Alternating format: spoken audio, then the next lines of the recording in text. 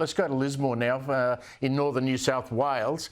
The evacuation orders are in place there. They've been issued for residents across the Northern Rivers region. Now, a search is underway, as we understand, for a man who was washed into floodwaters. Now, this is further south from Lismore. This happened further south. His four-wheel drive was swept off a place called Wildcattle Creek Bridge. He managed to exit the vehicle and grab onto a tree, but he has since been swept underwater. Let's hope that he's found safe and well. The Lismore CBD also at risk again of flooding, only 3 years on from those devastating floods in 2022. Now, tragically, I got to know Lismore Mayor Steve Krieg too well back then. He did an outstanding job, and it would be giving him nightmares hearing stories about people being swept out of trees. He prosecuted his case for his community. They barely, if at all, in some cases, recovered from what happened back then, and here they go again. Steve Krieg joins me now. Good to see you again, my old friend. I wish I wasn't talking to you about this. You think it's going to be maybe not as bad as everyone thought? Oh, Pricey, it's really hard to predict, to be honest with you. It's good to see you again, mate. The forecasts keep changing. That leads to all of this uncertainty in our community. What I can say is that Lismore, the CBD, the residents, they're all bracing for the worst. They're prepared for the worst. There's sadly behind me all the cars driving past are these disaster tourists that like to go and check out the rising floodwaters, and the wind's just picking up as we speak. It's a bit sporadic at the moment, but last night was pretty wild, and we're expecting tonight to be worse. So encouraging everyone to stay at home, stay safe, and batten down the hatches, so to speak. Your old mate, the Premier, Chris Minns, was there today. I saw you standing there with him addressing the media. Is he stumping up? You got what you need so far?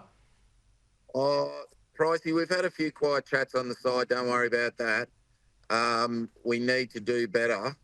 One thing that I will say, and I gave them, the state and federal governments, a bit of a rap today because, you know, the things that were so badly missing in 22, the evacuation centres, all of those state government agencies that we need in a time of crisis have actually been deployed early. We've got the ADF on standby. We've got nearly 150 odd troops in and around the region, which is fantastic. We're not going to be waiting for weeks on end like we were in 2022. So there have been lessons learned. There's still a long way to go, and I'm in the Premier and the Prime Minister's ear about making sure that they fund the work that we need as far as flood mitigation, which was promised 3 years ago, and as yet no guarantee that work will happen. Yeah, we're showing some historical footage of what happened in 2022. It just reminds me of how bad it was. It reminds me how your community just got smashed. You were made all sorts of promises. You're telling me that mitigation work, was it funded and not done, or not funded and not done? We're waiting on a scientific report from the CSIRO, but it has the potential, if the funding is not allocated now, because it's a big body of work. We need a 4 or 5 year budget allocation to be able to pay for the recommendations out of the CSIRO report, to make sure that Lismore and the whole region of northern New South Wales is much better protected.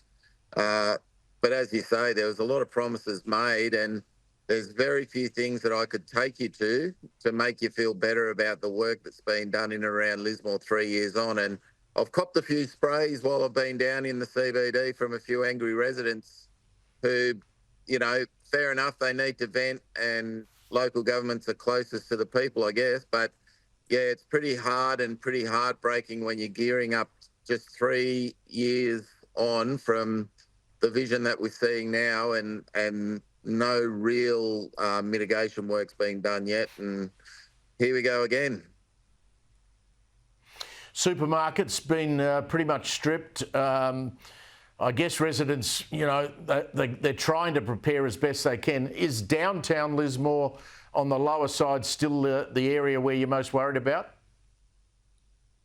Yeah, we're hoping that the levy doesn't overtop, and the current forecast is that it should protect the CBD, where that's best case scenario that our levy doesn't overtop.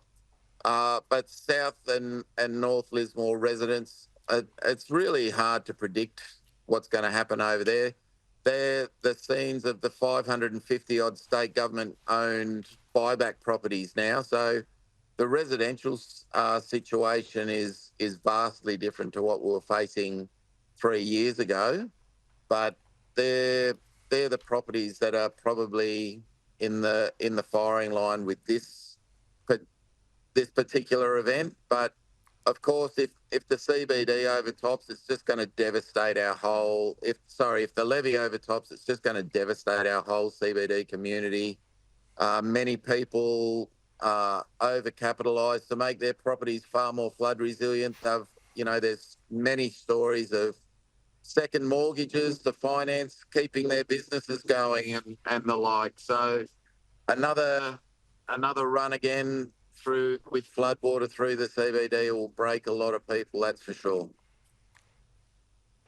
Good to catch up with you again, my friend. I hope the levy holds and you look after yourself, and hopefully we won't need to talk to you this time next week.